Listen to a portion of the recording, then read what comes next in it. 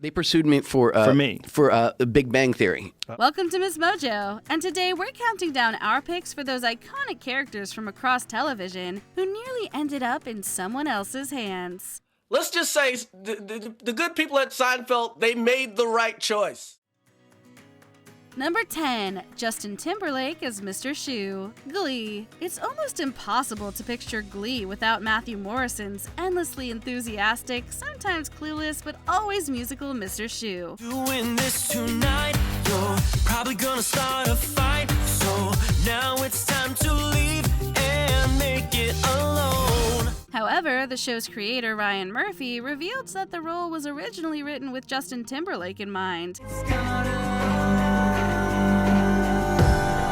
It's gonna be me. Can you even imagine him crooning all those specially arranged covers and navigating that absolute chaos that was McKinley High? Sure, his global pop superstar presence would undoubtedly have brought a different energy, perhaps a more youthful and pop-oriented dynamic to the club. Maybe he would have altered the show's entire aesthetic and musical direction from what we know it to be. It's wild to think how different Glee would have been if JT had decided to teach.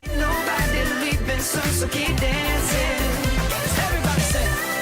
Number 9, Alden Ehrenreich as Dan Humphrey, Gossip Girl. The lonely boy of the Upper East Side, Dan Humphrey, became the central figure in Gossip Girl's tangled web of secrets and scandals.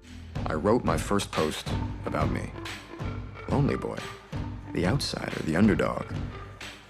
I might have been a joke, but at least people were talking about me. Penn Badgley portrayed the aspiring writer with a blend of intellectualism and outsider angst, ultimately revealing him as the infamous blogger. But before Badgley landed the iconic role, Alden Ehrenreich, who would later pilot the Millennium Falcon as young Han Solo, was reportedly casting director David Rappaport's first choice.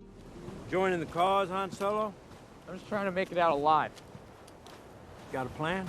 Yeah, we're getting on one. Producers, however, felt he was too short to star opposite the statuesque Blake Lively, who played Serena Vanderwoodson. Still, we can't help but wonder how his take on the character might have shaken things up. No, you're wrong about one thing. What? I was paying attention. You told Schue people are predictable. You're no exception. Number 8, Matt LeBlanc as Phil Dunphy, Modern Family. Ty Burrell's portrayal of Phil Dunphy, the goofy, magic-loving, eternally optimistic dad on Modern Family, earned him multiple Emmys and countless laughs. I'm the cool dad. That's my thing.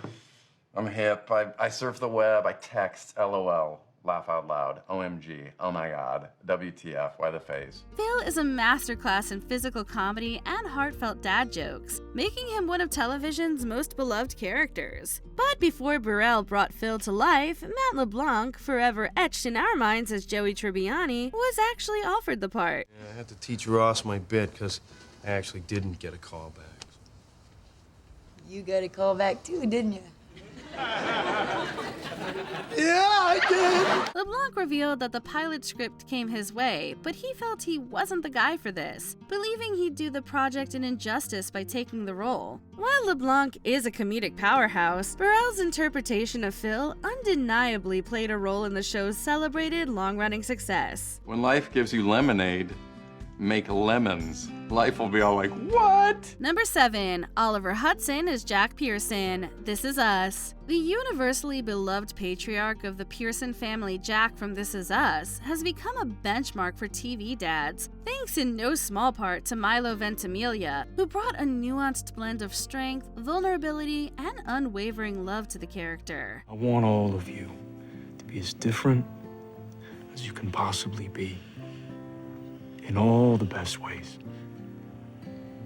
I love you as much as a human heart can, kiddo. However, the role was almost played by Oliver Hudson, known for roles on Rules of Engagement, Scream Queens, and Nashville. Hudson actually read for the part and was called back for a chemistry read with Mandy Moore, but skipped it to go on a pre-planned fishing trip. I had a 10-day fishing trip planned. It's my life. Fishing is a big part of my life, and it was this 10-day fishing trip, and my agent says, we got a test, and I really like you, and this, and that, and I said, ooh. I said, I'm supposed to go on a fishing trip. It's safe to say the casting agents reeled in the right choice in the end, and he had us hooked. Number 6, Lisa Edelstein as Carrie Bradshaw, Sex and the City. The iconic fashion-forward columnist Carrie Bradshaw, the heart of Sex and the City, ultimately found her match in Sarah Jessica Parker.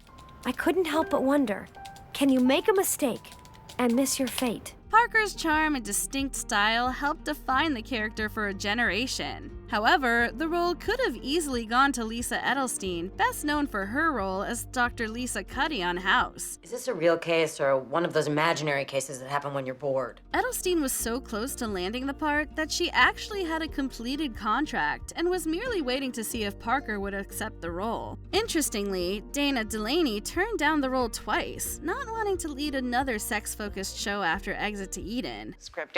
Darren Star was a friend of mine, and he said, I'm doing this thing, and I was like, I had just done so many movies about sex. I said to him, I can't do another one. I can't. Meanwhile, Sandra Bernhard was offered Miranda Hobbs, but passed over the script and pay. Number 5, Katie Holmes as Buffy Summers, Buffy the Vampire Slayer. It's nearly impossible to imagine anyone but Sarah Michelle Gellar wielding a stake as the titular vampire slayer. Her take on the relatable teenager and witty hero defines a generation of supernatural television. This is the 90s, the 1990s in point of fact, and I can do both. Clark Kent has a job. I just want to go on a date. Well, I suppose it was a fairly slim lead. Thank you. And look, I won't go far, okay? If the apocalypse comes, beat me. Yet, before Gellar cemented her legendary status, Katie Holmes was actually offered the role. Holmes, who quickly found fame as Joey Potter on Dawson's Creek, reportedly turned down the part to focus on finishing high school. No matter where your travels lead you in this life, you'll always take Cape Side with you. Congratulations. Funnily enough, Ryan Reynolds passed on playing Xander because the recently graduated actor didn't fancy another round of high school. Anyway, we certainly could have sunk our teeth into these castings, but we're thankful for the way things turned out. And if you leave now, you're never gonna forgive yourself. Look, I don't belong here, Dawson. I mean, look at me. Number 4, Courteney Cox as Susan Mayer, Desperate Housewives. As Monica and Chandler moved to the suburbs and Friends wrapped up, Courteney Cox was almost led down a very different suburban path. Oh, I love the street.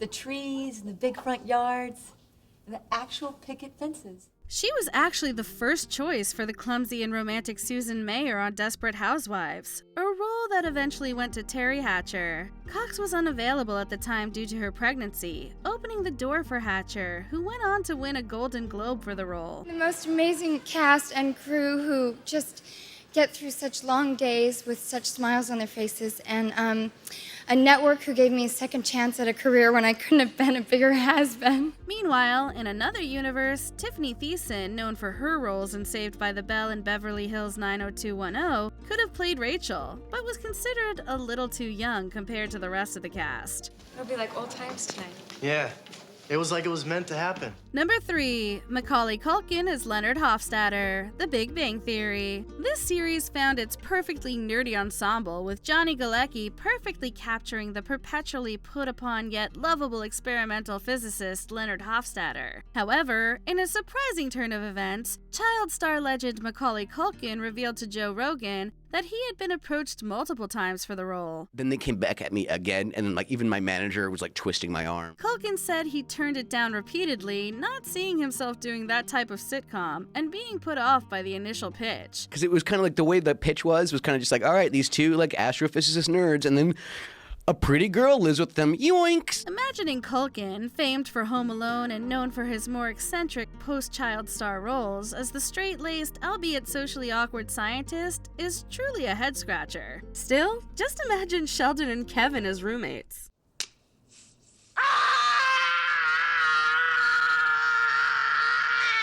Number 2, Chris Rock as George Costanza, Seinfeld. One of TV's most iconic and neurotic characters, George Costanza is inseparable from Jason Alexander's comedic brilliance. I feel like my old self again, totally inadequate, completely insecure, paranoid, neurotic. It's a pleasure. His take on the bald, perpetually frustrated, wildly self-absorbed New Yorker is a masterclass in physical comedy and cringeworthy relatability. Yet in a truly mind-bending what-if, legendary stand-up comedian Chris Rock was reportedly considered for the role. However, this hasn't been 100% confirmed by Rock. Is it true that you were in contention to play George Costanza on Seinfeld? I just heard that one. I mean, there was a lot of NBC talk. There was talk about Seinfeld. There was talk about me being one of the friends at a point. Really? Yes. I would have been the black friend. Anyway, his explosive, energetic, and often observational comedic style is a universe away from Alexander's understated, exasperated George, and Rock himself later admitted they made the right casting choice. It's almost impossible to conceive of the show without Alexander, whose George became the ultimate loser icon. What about all the loser stuff? I don't know where the rabbi got that. You know, I never said that. I said, I've never seen you loser. Before we unveil our top pick, here are a few honorable mentions. Evan Peters as Ethan Spiller, The White Lotus. Harper Spiller's would-be husband had to pass due to scheduling conflicts. Feels performative. Like, who does that? Happily married couples? Couples that have been married for 5 years? No way, it feels fake. You're so quick to judge people. Joshua Bassett as Harvey Kinkle, Chilling Adventures of Sabrina. This triple threat performer was reportedly a final choice, but lost out to Ross Lynch. Okay? You're like a million miles away. Yeah, sorry, I'm fine. I was just having an out-of-body experience, but I'm back. Rob Lowe as Dr. Derek Shepherd, Grey's Anatomy. He apparently turned down Dr. McDreamy, making way for Patrick Dempsey. Probably cost me conservatively $70 million. It's a little TV show called Grey's Anatomy. No. So my wife will not let me live this down. Jensen Ackles as Clark Kent, Smallville. The supernatural actor nearly donned the red cape before Tom Welling. Hey Clark, how you holding up? Just enjoying the view, the bench. All right, listen, I talked to Coach Quigley about you. But you know him, he's old school.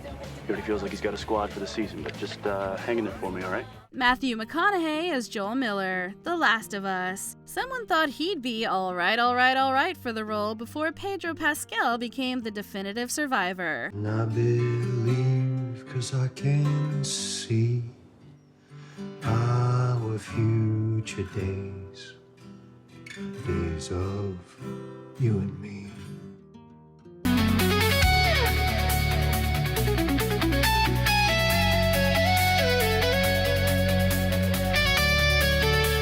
Before we continue, check out this single from SoundMojo's album Current, EDM Transformed. Check out the full track and album below.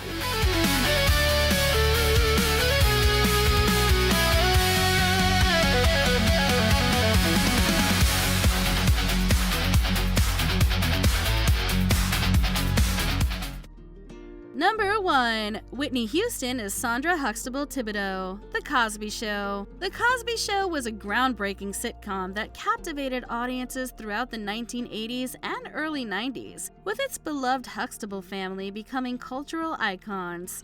Well, this is our dream, and so I'm going to get a temporary job until the Wilderness store opens, and then I'll be working side by side with my husband. While we know Sabrina LaBeouf as the eldest Huxtable child, Sondra, the role nearly went to a global superstar whose voice remains unparalleled to this day, Whitney Houston. Houston was offered the role but ultimately declined to pursue her budding music career, stating she wanted to be a singer and couldn't commit to a full-time TV schedule. How will I know you'd be deceiving?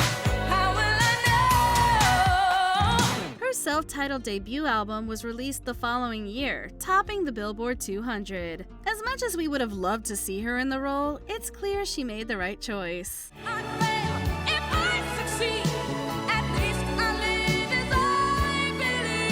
Did we miss any other near misses that would have shaken up TV history? Let us know in the comments.